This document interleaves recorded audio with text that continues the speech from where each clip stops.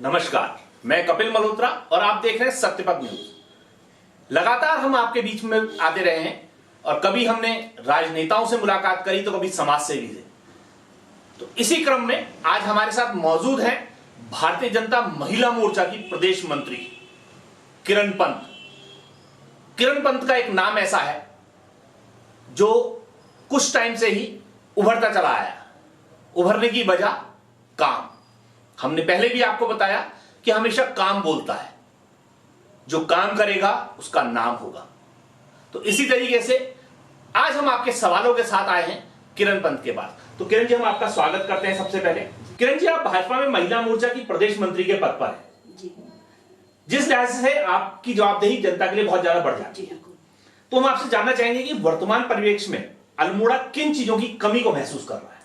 सर्वप्रथम तो मैं आपको धन्यवाद करूंगी और आपकी इस पहल के लिए आपकी बहुत ज्यादा सराहना करूंगी कि आपके माध्यम से हम लोग जो काम कर रहे हैं, हम लोग का काम जनता को दिख रहा है और ये बहुत जरूरी है।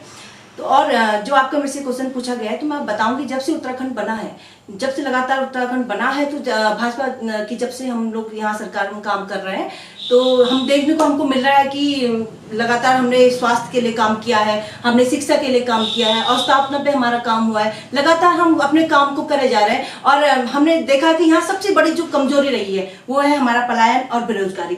मैं चाहती हूँ कि सरकार ने जो इसमें थोड़ा जोर दिया जाए, जो हमारा अगर बेरोजगार हमारा बाहर काम के लिए ना जाए, हम यहाँ पर रहकर अगर हम काम करें, और मुझे लगता है अगर बेरोजगारी पे हम ध्यान देंगे तो हमारा सर्वप्रथम हमारा पलायन रुकेगा और ये बहुत जरूरी है हमारे उत्तराखंड के लिए। हमारे उत्तराखंड का युवा है, बहुत कर्मठ युवा है, अगर वो अपने क्षेत्र के लिए काम करेगा तो मुझे लगता है कि हम लोग बहुत आगे तक जाएंगे। और दूसरा, यहाँ एक मेन जो मुख्य समस्या थी अल्मोड़ा की, तो अल्मोड़ा का मुझे लगता है यहाँ पानी की बहुत ज्यादा समस्या थी, लेकिन अब मुझे लगता है कि हमारी सरकार ने इसमें भी काम किया है और अब आने वाले टाइम में जितना यहाँ पानी आ रहा है उतना ही पानी और आने वाला है। तो मुझे लगता है कि हमारी ये समस्या भी दूर होगी और लगातार सरकार काम कर रही है और हमेशा काम करती हुई आई है। तो मुझे लगता है कि बहुत अच्छा काम जो यहाँ पर हमारा हो रहा है। किरण पंत जी ने कहा कि बेरोजगारी, बिल्कुल सही बात। आज पलायन का मेन कारण जो है पहाड़ों में, वो है पलायन। रोजगार नहीं है तो पलायन बढ़ता चला जा रहा है। अगर रोजगार मिलेगा तो पलायन भी रुकेगा। पलायन को रोकने की बात इन्होंने कही है, सरकार भी सोच रही होगी। दूसरी बात इन्होंने करी पानी का मुद्दा। जैसे जैसे गर्मियां बढ़ती हैं, पहाड़ों में नौले नदियां सूखती चल जाती हैं, क्योंकि पहाड़ में पानी का स्रोत होता है नदी और नौले। तो सरकार सोच रही है उस बारे में, सरकार कर रही है।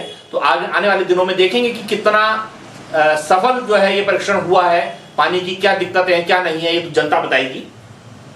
किरण जी, हम आपसे जान जाएंगे, आप सत्तारूढ़ पार्टी में जनप्रतिनिधियों में से एक मानी जाती है, क्योंकि बहुत बड़ा पद आपके पास है। सरकार ने भी आपको पद इसलिए दिया क्योंकि सरकार कहीं ना कहीं सरकार की नजदीकियां होने के कारण ही आपको ये पद मिला और काम की वजह से भी ये पद मिला। तो हम आपसे जानना चाहेंगे कि कोरोना काल में आपकी सरकार ने क्या काम ऐसे करे हैं जिनसे लोग जो है लाभान्वित हुए हैं, या क्या चूक ऐसी रही है कि जिस कारण आपको लगता है कि वो कमियां रह गई हैं, तो उसको दूर करने के लिए क्या प्रयास आप करेंगे? सर्वप्रथम तो मैं आपको चूक के बारे में बताऊंगी कि हम लोग, ठीक है, चूक जो है हम जो आम जनता थी उनके द्वारा भी हुई, क्योंकि हम लोगों ने मास्क पहनना, सैनिटाइजर लगाना, ये चीजें अपने जो हमारी डेली रूटीन में थी, हमने उन चीजों को थोड़ा अपने से दूर कर दिया था। हम लोग बिल्कुल, एक जो होली का प्रोग्राम आया या वो आया तो सब एक दूसरे से बिल्कुल घास खुल के मिले, वो हमारी आदत थी, हमारे संस्कार थे, तो हमने वैसे ही करा। लेकिन हमको जब लगा कि होली के बाद अचानक से कोरोना बढ़ गया है, तो थोड़ा बहुत मुझे लगा, हम लोग को क्या, मुझे क्या, सबको लगा कि अचानक से इतनी बड़ी सी वो आ गई और अब अचानक से इतना भयावह सी स्थिति हो गई कि सब डर से गए। लेकिन ऐसे में भी सरकार ने, जो कहते हैं कि मुखिया होता है, तो घर का जैसे मुखिया होता है वैसे ही हमारे जो उत्तराखंड का मुखिया हमारी जो भारतीय जनता पार्टी की सरकार है, लेकिन सरकार ने ऐसे में बहुत हिम्मत से काम किया। और ऑक्सीजन, इस बार हमने देखा कि कोरोना में ऑक्सीजन की ज्यादा हमको जरूरत पड़ी और अचानक ऑक्सीजन कहाँ से आएगा, तो सरकार ने इतनी जल्दी से काम किया और ऑक्सीजन अब मुझे लगता है कि हर क्षेत्र में, हर जिले में, कहीं हर जगह पे हमको ऑक्सीजन के हमको प्लांट मिल गए हैं और लगातार सरकार ने काम किया है। मुझे लगता है कि सरकार के द्वारा ऐसे ऐसे काम किए गए जो हमको सोचने में भी लगता है कि एकदम से ऐसे निर्णय लिए गए। पहले जो हमारा कोरोना से पहले आया था उससे भी हमको बहुत चीज़ें सीखने को मिली और इतनी अच्छी से हमको सीखने को मिली। जैसे इस बार हमने व्यवसायों को भी ध्यान में रखा कि एकदम अचानक से पूर्ण लॉकडाउन नहीं करा और जो लॉकडाउन का ही हमको ये एक फायदा ये मिला कि इससे जो हमारे श्रमिक हैं, श्रमिकों को भी हमें एक हद तक ये लगा कि श्रमिक हमारा भूखा नहीं मरेगा, उसे भी खाना। और दूसरा मेन राशन का जो था, हमने हर एक घर तक राशन पहुंचाने का काम किया है। कुछ लोगों का जिसका कार्ड नहीं बना था, जो कोई बाहर से आते हैं, तो उन्होंने भारतीय जनता पार्टी ने सेवा ही संगठन के माध्यम से हर एक घर तक खाना पहुंचाने का काम किया है और जिनका राशन कार्ड था उसको तो हर महीने राशन फ्री मिला है। लेकिन सरकार का मुझे ये अच्छा लगा कि अपने कार्यकर्ताओं के माध्यम से उन्होंने एक जो उनका माध्यम है सेवा ही संगठन, उस हिसाब से हमने घर घर तक मास्क, सैनिटाइजर और खाना, चाहे वो किट के रूप में हो या फिर हमने राशन किट हो या टिफिन हो, हमने हर घर तक पहुंचाने का काम किया है। किरण जी ने बताया कि सरकार की नीतियां हैं कोरोना काल में राशन पहुंचाना, मास्क की भी बात करी उन्होंने कि कुछ कमियां उनकी तरफ से थी तो कुछ जनता की तरफ से भी थी, लेकिन सरकार की नीतियां रही हैं। किरण जी ने बताया कि राशन कार्ड जिनका नहीं बना था उनको बनवा करके दिया। ये जनता बताएगी या जनता देखेगी कि क्या हुआ क्या नहीं हुआ, लेकिन संगठन के माध्यम से ये कहना चाह रहे हैं कि संगठन ने अपना काम किया, सरकार ने अपना काम किया और आगे भी सरकार कर रही है। तो इसी में आप जानना चाहेंगे कि बहुत अहम मुद्दा जो आने जा रहा है 2022 का चुनाव, क्योंकि बार बार कहा जाता है कि कोरोना में जो लोग लगे हुए हैं वो कहीं 22 की तैयारी में तो नहीं है और 22 के चुनाव ये तय करेंगे कि किसने काम किया और किसने काम नहीं किया। तो इसी में जानते हैं किरण जी, 2022 के चुनाव बहुत नजदीक आ गए, तो ये सभी देख रहे हैं, लेकिन इस महामारी की वजह से सारी परिस्थितियां जो है वो विषम होती चली गई। कई संसाधन रुक गए हैं, कई कुछ रुक गए हैं। तो ऐसे में संगठन में आपकी भागीदारी क्या रहेगी? संगठन में मेरी भागीदारी तो लगातार है और हमेशा रहेगी। और जैसा कि हम जानते हैं कि ये भारतीय जनता पार्टी है, यहाँ कुछ भी हो सकता है और यहाँ कुछ भी, मतलब एक जो चाय बनाने वाला हमारा है, आज हमारे वहाँ बैठा हुए हैं प्रधानमंत्री के रूप में, तो आप देख सकते हैं यहाँ तो कुछ भी हो सकता है। लेकिन ये है, हम अपना काम, एक अनुशासन वाली पार्टी जिसे कहा जाता है भारतीय जनता पार्टी है, तो यहाँ काम हमारे से हमेशा जो है अनुशासन से होता है। और हमारी जो मुख्य हमारी अध्यक्षा यहाँ हमारी ये है प्रदेश अध्यक्षा रितु खंडूरी जी, तो उनके द्वारा भी हमें हमेशा कोरोना में कैसे कार्य करना है, क्या नहीं करना है, हमें हर चीज़ एक एक चीज़ें जो है वो बताई गई कि किस हिसाब से हमने कैसे काम करना है। हमने अन्य को ग्रुप बनाए, हमने कोरोना योद्धा करके ग्रुप बनाए, जिससे हमने यहाँ से लोगों को रुद्रपुर से देहरादून से, तो हमारी एक पूरी चेन बनी हुई थी जिससे हम कहीं पर अटक नहीं रहते। हमने यहाँ लगातार हमने डॉक्टरों से बात करके जिनको यहाँ परेशानी आ रही थी हमने उनको आगे भी करा। और आपका क्वेश्चन है कि 2022 में आप चुनाव को लेकर क्या सोचती हैं?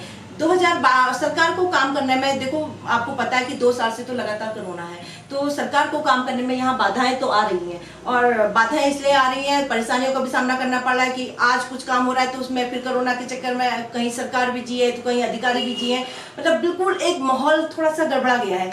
लेकिन मुझे लगता है इस माहौल को थोड़ा बहुत शांत करके और लगातार काम हो रहे हैं। जैसे हमने देखा कि हमने कुमाऊं विश्वविद्यालय यहाँ दिया, अल्मोड़े में दिया, और मेडिकल कॉलेज अगर यहाँ बनता है तो मुझे लगता है यहाँ स्वास्थ्य नीति भी बहुत जल्दी, जो एक हमारे यहाँ स्वास्थ्य में सुधार आएगा, बहुत जल्दी आएगा। अगर हमारे बच्चे यहीं रह के अगर मुझे लगता है कि ये करेंगे तो यहाँ एक स्वास्थ्य में बहुत जल्दी एक सुधार आएगा। हमारे बेरोजगारों को नौकरी वगैरह का मिलेगा, जो हमारे स्वास्थ्य का सबसे मेन मुद्दा है। स्वास्थ्य अगर हमको लगता है तो स्वास्थ्य के लिए अगर यहाँ मेडिकल कॉलेज हमारे बच्चे यहाँ पढ़ेंगे तो यहाँ ही काम करेंगे। तो मतलब सरकार ने लगातार काम किया। हाँ, मुझे लगता है कि स्थिति थोड़ी बहुत गड़बड़ हुई, वो इसलिए हुई कि थोड़ा सरकार भी डिसबैलेंस हो गई, थोड़ा कोरोना में टाइम चले गया, 2 साल तो लगातार हमारे कोरोना में डूब गए, लेकिन फिर भी लगातार सरकार के द्वारा काम हुआ है। और हमारे जो यशस्वी प्रधानमंत्री नरेंद्र मोदी जी हैं, उनकी जो एक उनका मुद्दा रहा है कि सबके साथ सबका विकास, तो मुझे लगता है इस नीति के अनुसार हम अगर उनके साथ काम करेंगे तो 2022 में भी हमारी सरकार करेगी। तो आप मानती हैं 2022 में पुनः भाजपा आएगी? जी बिल्कुल, बिल्कुल मानती हूँ। किरण जी ने खुद बोला कि स्वास्थ्य पहाड़ के लिए बहुत जरूरी है। मेडिकल कॉलेज लंबे समय से रुका हुआ है, वो पूरे करने की बात कही है। 2022 के चुनाव में अहम भूमिका रहेगी उसकी। विश्वविद्यालय बनाया है इन्होंने, वो भी बहुत जरूरी है क्योंकि हमारे वहां की बालिकाओं को पढ़ने के लिए बाहर जाना पड़ता था, तो उसके लिए विश्वविद्यालय की स्थापना इन्होंने करी। सरकार की नीतियां चली। अब ये तो 2022 बताएगा कि भाजपा आती है या कोई दूसरा आता है, लेकिन हम आपके साथ बने रहेंगे, लगातार चुनाव की सरगर्मियां हम दिखाते रहेंगे। हम चुनाव की बात हम इसलिए कर रहे हैं क्योंकि भाजपा ने कुछ समय पहले 2022 चुनाव की तैयारियां शुरू कर दी हैं, तो इसलिए हम भी अब जानना चाहेंगे भाजपा नेताओं से कि 2022 की तैयारियों में क्या रहेगा, कैसा रहेगा। तो हम फिर मिलेंगे और फिर जानेंगे आपके सवाल, जनता के सवाल नेताओं के पास पहुंचाएंगे, राजनेताओं के पास पहुंचाएंगे, जनप्रतिनिधियों के पास पहुंचाएंगे, अधिकारियों के पास पहुंचाएंगे। मिलते रहेंगे आपसे। आप भी सजग रहिए, 2 गज की दूरी बनाइए, मास्क पहनिए, क्योंकि जब बचे रहेंगे तभी आगे कुछ कर पाएंगे। हम अब इन्हीं बातों के साथ किरण जी से विदाई लेते हैं। किरण जी, बहुत बहुत धन्यवाद आपका। आपका धन्यवाद।